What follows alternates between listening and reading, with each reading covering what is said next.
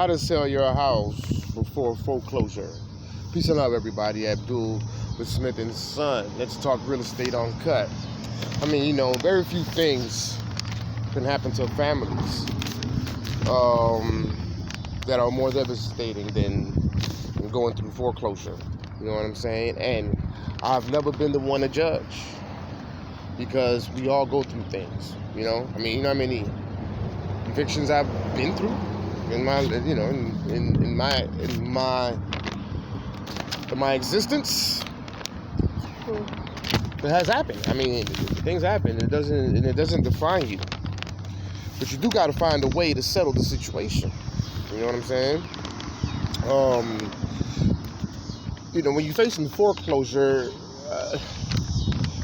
customers or clients that I've dealt with, it's usually a very stressful situation. And, you're faced with the possibility of losing your home. Not only are you faced with the possibility of losing your home, but you're also faced with the possibility of having to deal with your credit being, taking a hit. So in this video, what I would like to do is basically give you or highlight four strategies. Four strategies. You see my man James Brown back there? 4 strategies that can be implemented to assist with the foreclosure. One in particular, the first one I would say would be to work out a deal with your lender. I've got my article that I wrote about this, and I'm using it as a guide because I don't want to be all over the place. I noticed that the last video I did, the last few videos I did was all over the place. How you doing, brother? So yeah. Anyhow, so I'm using this as a guide. Your first strategy, and everyone's first strategy usually is to work out a deal with the lender. And in many cases, the lenders would be more than willing to work something out because they're not really they're in the business to keep you paying mortgages. They're in the business to keep you making payments. They're in the business for that cash flow because that's exactly what that is. It's cash flow. Every month you got to make that payment. It's a banking scheme, if you will. You may not agree. It's another story. But they will, in many cases, work with you unless you've gone a little bit too daggone far. In that case, then they probably wouldn't even want to listen to anything you got to say. Okay. So, but one of the things that they would do if they were to help you out, they might give you something like a temporary reprieve on your mortgage payments, or it might include a catch-up strategy of some sort where your outstanding mortgage payments are spread out so you can catch up. You know what I'm saying? So that you can catch up and then pay them off. But you would still, unless things change in the household, especially financially, the unfortunate part is you perhaps may still be in a precarious situation. So that's one option you could exercise and go from there. But then if it happens again and it gets any deeper, then maybe you might want to look into strategy number 2, which is bankruptcy. Sounds horrible, don't it? Well, it does sound horrible. And in fact, if you were to ask me, it's an extreme. Because when you file bankruptcy, you actually indicate to all of your creditors that you are no longer able to pay your bills. You know what I'm saying?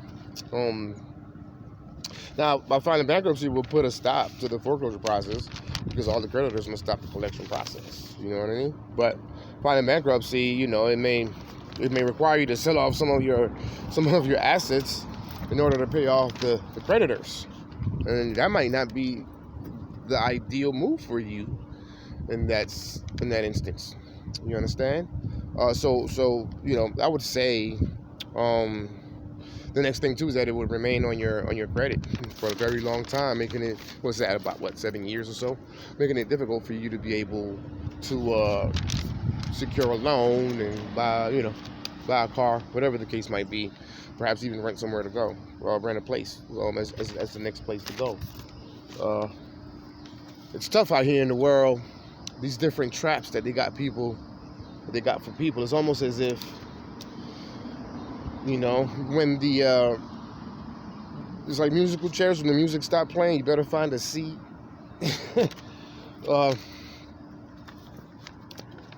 It's the system. One thing that we're dealing with based on the banking system is the fractionalized banking system, which is fraudulent in and of itself. But anyhow, that's not the point of this topic of discussion. Strategy number 3, you could do a short sale. This where your house will be put on the.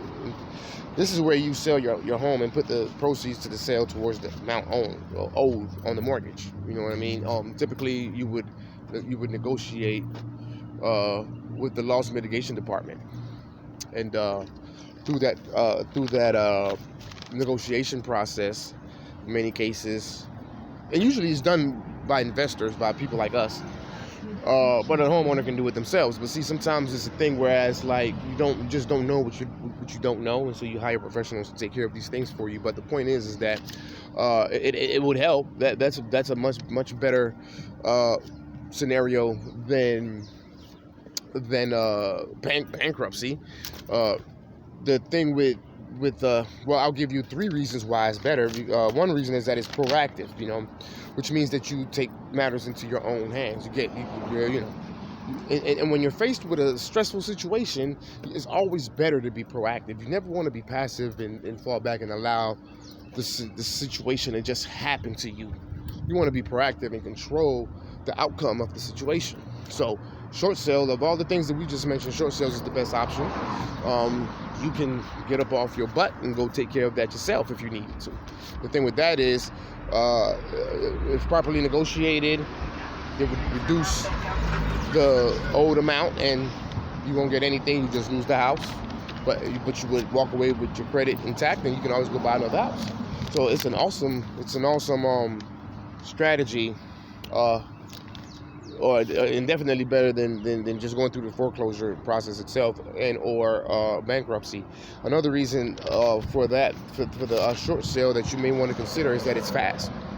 In some cases, you can sell your home in as little as a week, and it's also because it's local, and like investors like us, we get it done within a week. We sell fast, but I don't do short sales. So you would want to perhaps. You can still contact me. I have partners that do short sales, and I can also provide a solution for you if you were to contact me wanting a short sale solution. But I got a better solution than short sale. By the way, it is very effective, and it completely wipes out your mortgage. So it's not exactly a bad idea. However, you got a 4th one, and that one would be a quick sale. A quick sale, baby. This is where we come in. This is when you call us to assist. You know what I mean? Assist you when it's all said and done. 7 days later, at closing, you could end up with a check in your hand. But that's the difference between a short sale and a cash sale or a quick sale. We can make it to where you can walk away with cash.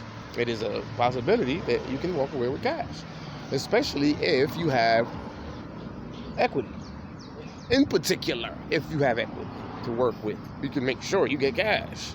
So not only would you be able to avoid the foreclosure process, but you would be able to pocket a couple dollars in the process, which is only right. After all, how many years have you been investing in this property that you've been living in for them to turn around and take it away from you? In many cases, because it's in many ways, in many cases, it's under unfair circumstances. You could even go as far as to say illegal circumstances, or better yet, unlawful circumstances. There's a difference between legal and unlawful. That's a whole nother story. However, it's just unfair what has happened to this country regarding this whole banking thing, Federal Reserve thing, Jekyll Island thing. That's a whole other story. I'm going in a whole other direction here. So, but the difference between short sale and a quick sale is the short sale is negotiated with loss mitigation department of a bank to accept less than owed, which means you ain't getting no money.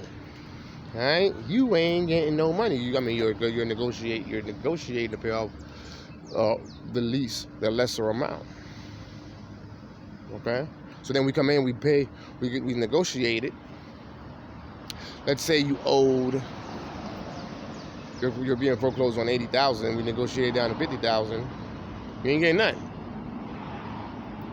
right? But what if you had $80,000? But what if you owed $50,000? Okay, but you had a lot more than that in equity.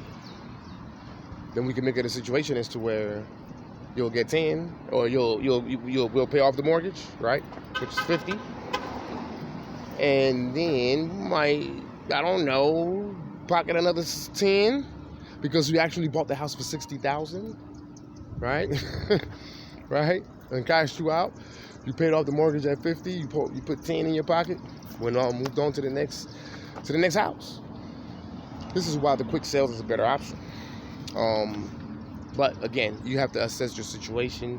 You got to assess where you're at and make a decision from that point as to whether you want to go with a quick sale, short sale,